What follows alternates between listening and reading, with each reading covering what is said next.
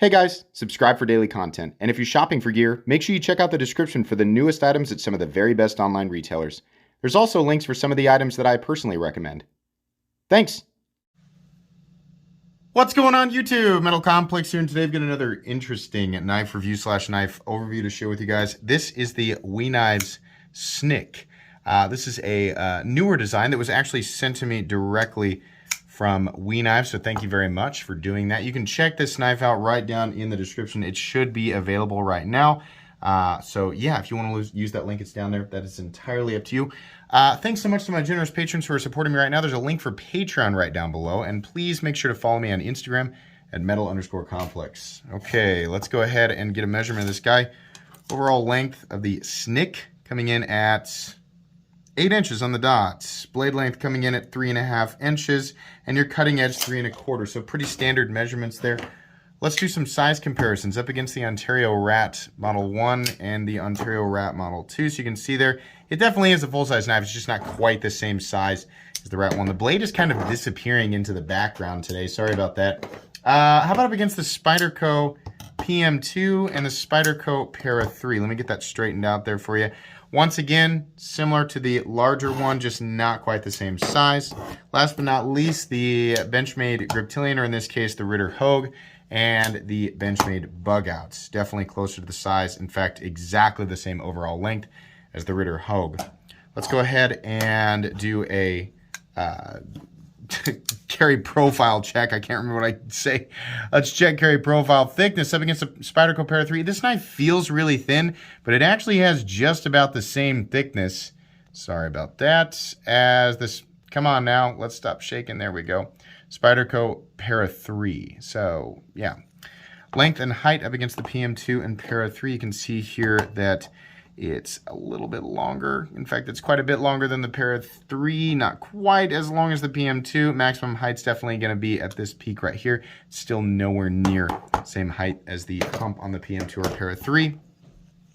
Let's go ahead and take a look at the internals. I don't think we're looking at any milling. Yeah, there's no internal milling whatsoever. You're looking at titanium, a G10 inlay, and then you are looking at CPM 20 CV on the steel, which I think you can see right there. And for those of you who don't know, that is an analog to M390. It's also the American. People get confused about this. So this is, WE knives are made in China, right? But that steel, when you see 20 CV, it doesn't matter where the knife is made. The steel, if it's 20 CV, is made in America. So I know that not everybody is confused by that, but when you see CPM 20 CV, it's not like there's a Chinese 20 CV and there's an American 20 CV. No, 20 CV comes from Crucible. And I've actually confirmed this with them. They do create CPM 20 CV and they sell it all over the world. So if WE Knives, that's based in China, wants to buy some CPM 20 CV by that intermediate company, I forget what their name is it Riviera? They can do that, and then they can use it on their knives. Why? Why would they do that when they can get M390 from Sweden or I can't remember, was it made by Bowler? I don't know. I would imagine for whatever reason, it seems like maybe the 20 CV costs them less. I honestly don't know, but 20 CV is the same composition as or very, very similar with a little bit of difference in silicon. Generally same composition as Bowler M390 and Carpenter 204P. And when you see CPM 20 CV, just so you know, it is always made by Crucible. Anyways, let's go ahead and do a hardware check on this guy. Get my tools as per usual. My tools are very inexpensive and very recommendable. You can find them right down in the description where I talk about my tools. I believe, like most other WEs, this is going to be a T8 pivot and probably T8 handle hardware as well. Yeah, it is. Everything except for the pocket clip screws, which are going to be T6. Not a big deal.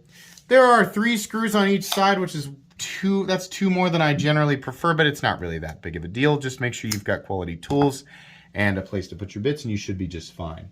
Let's go ahead and measure blade stock thickness. I think this is probably going to end up being about 125 thousandths.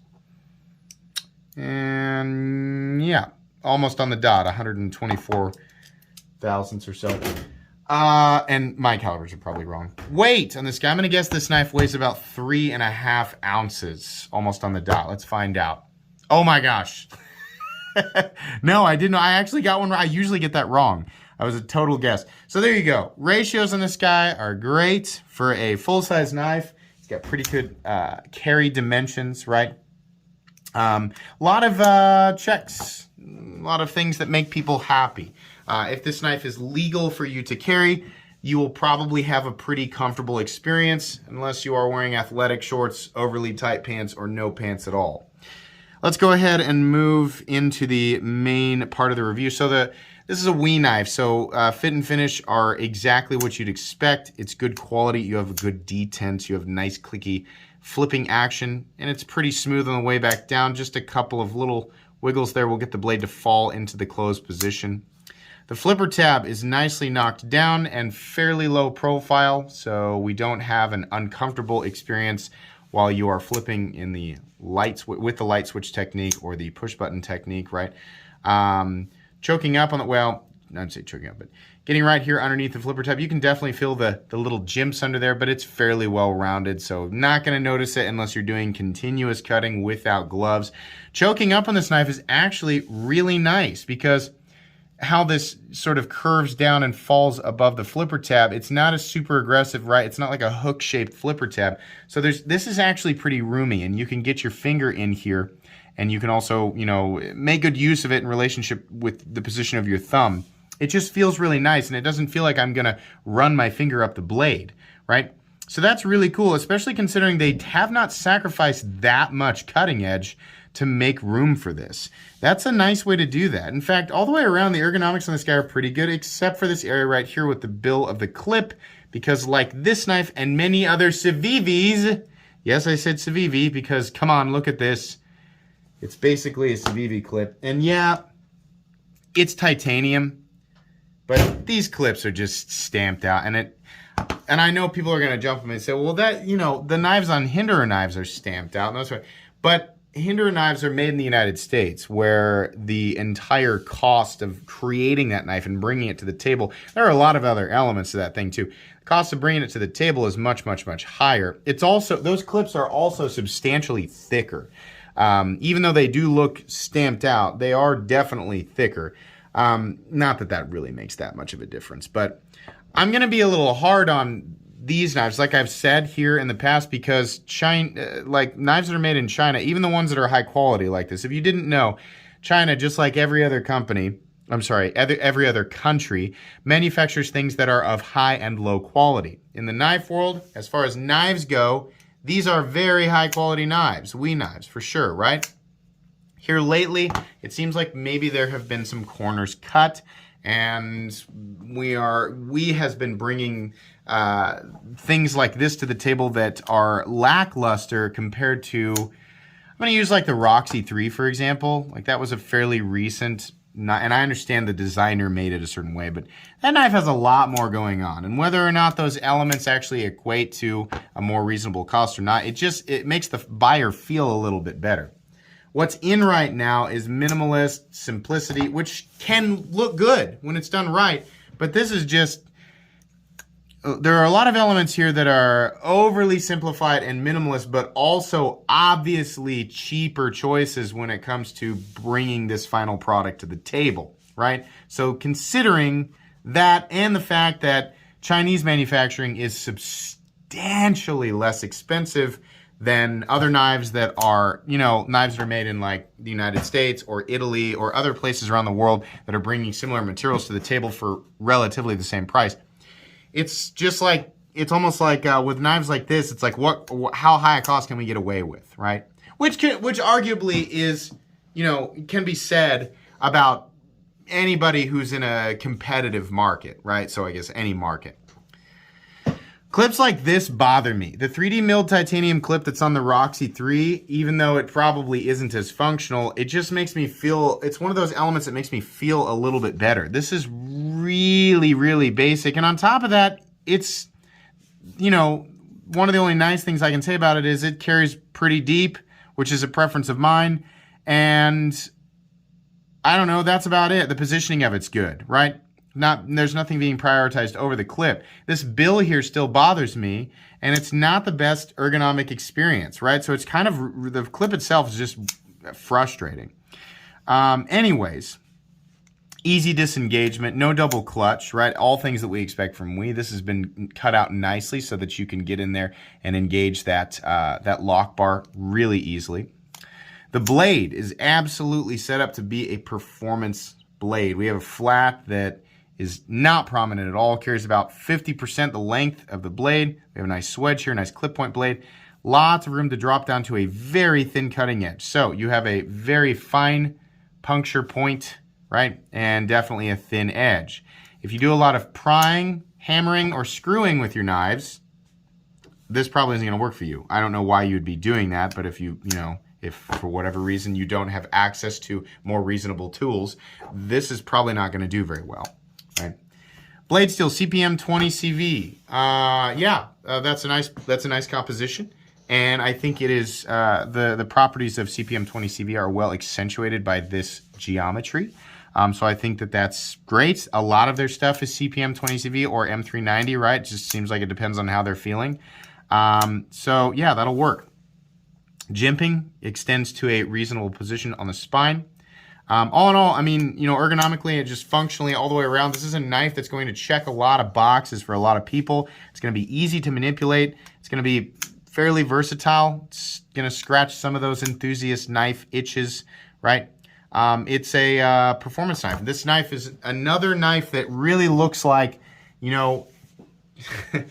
they've taken every last little teeny tiny thing that people nitpick about knives. They've taken this, all of this information from the hive mind that is the knife community and spit out a variation of how perfection translates, right?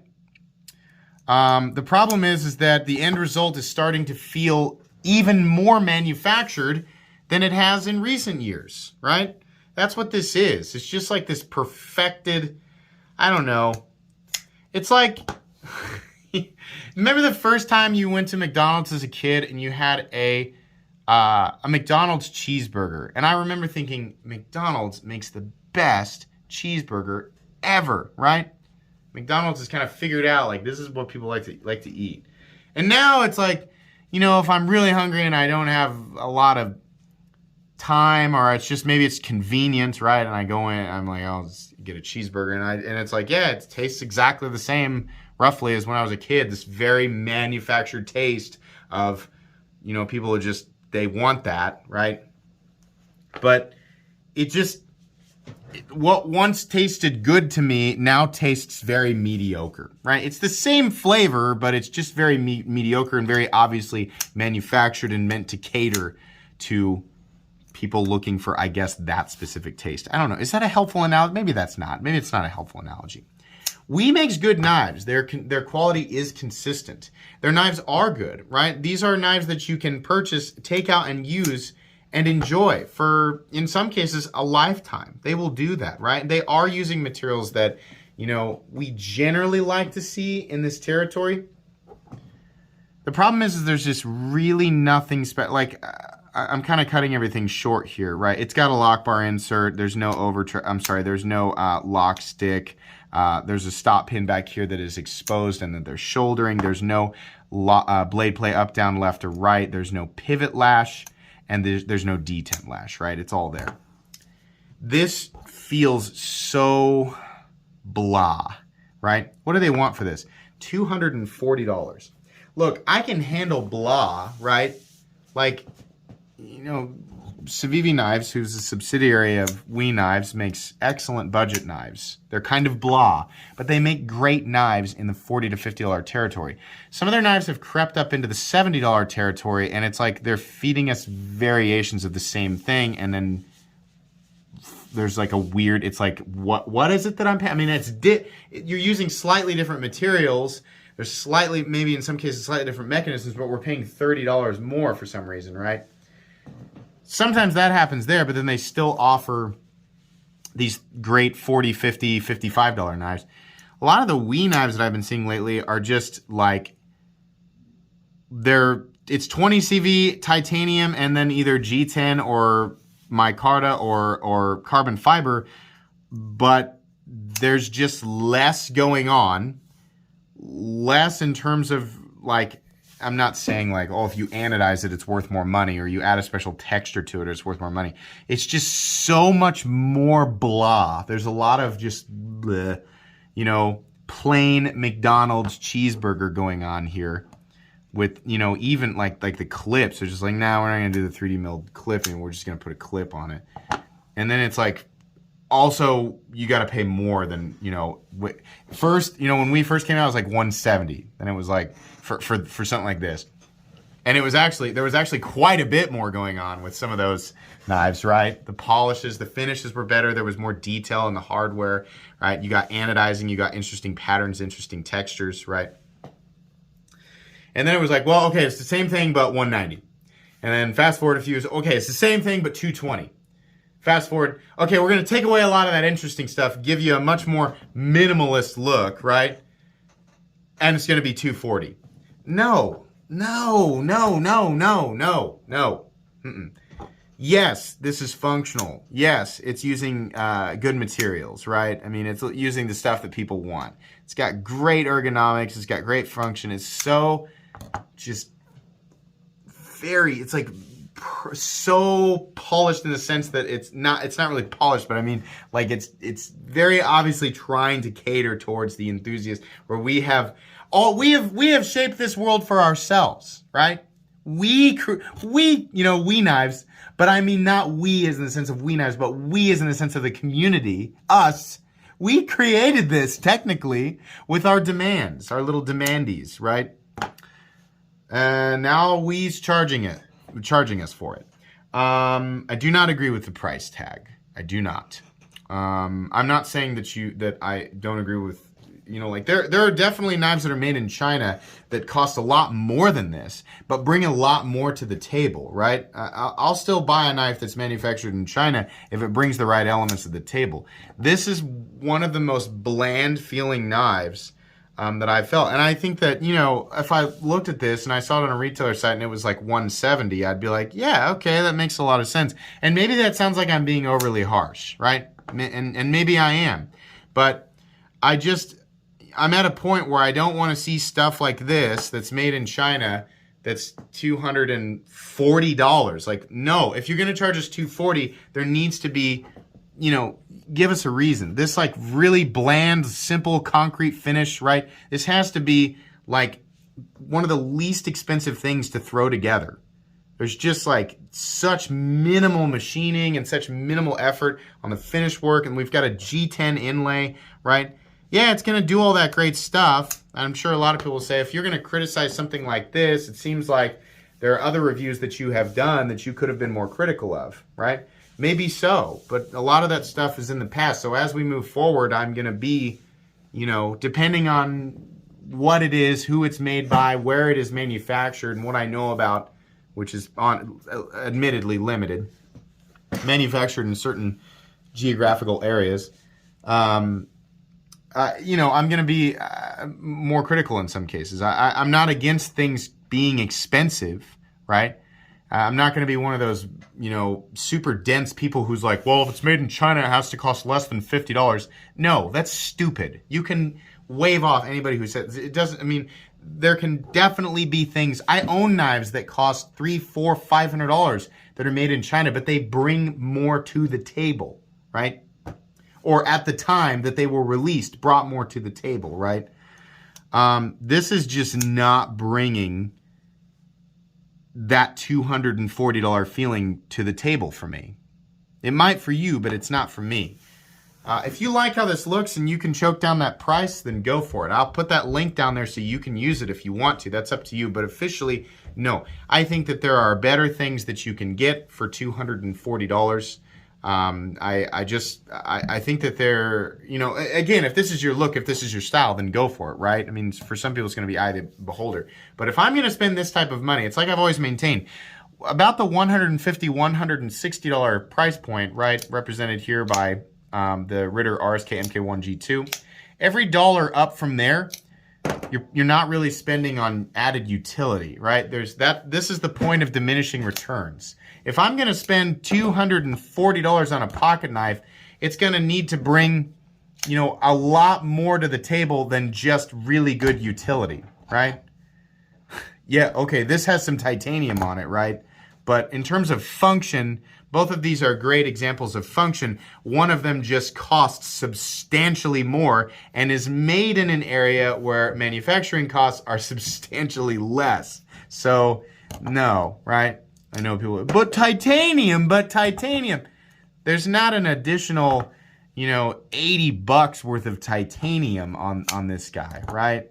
I mean, that's just not the case. More going on. Interesting texture work, right? More interesting finishes than this, just this bland concrete look, right? You want carbon fiber, you can get it, but you're gonna pay another $20 to $30 for it, or what was it? 242. It was like 15 to 20 bucks more. Okay, it's not that bad, but it's like, you know, it'd be interesting to see something else being done with the hardware. Definitely a 3D milled clip. This whole stamped out clip thing has got to go. Something more interesting with the blade. I've seen so much of this same bland finish on the blades, and I might not be being ultra fair. I just, you know, this isn't the type of thing that I want to see at $240. I do appreciate WE sending this in for me to take a look at. I definitely do, but I have to be honest. It's just not, this isn't a $240 knife to me. That's going to be pretty much it today, guys. Please make sure to follow me on Instagram at metal_complex. If you enjoyed this video, leave a like. If you'd like to check out my other content, I do, of course, have lots of videos of knives that are either expensive or inexpensive that I do or don't like, so check those out. And if you enjoy all my content, go ahead and click on that Metal Complex logo right there and subscribe, because there's definitely more coming. Thanks again for watching, everybody, and have a great day.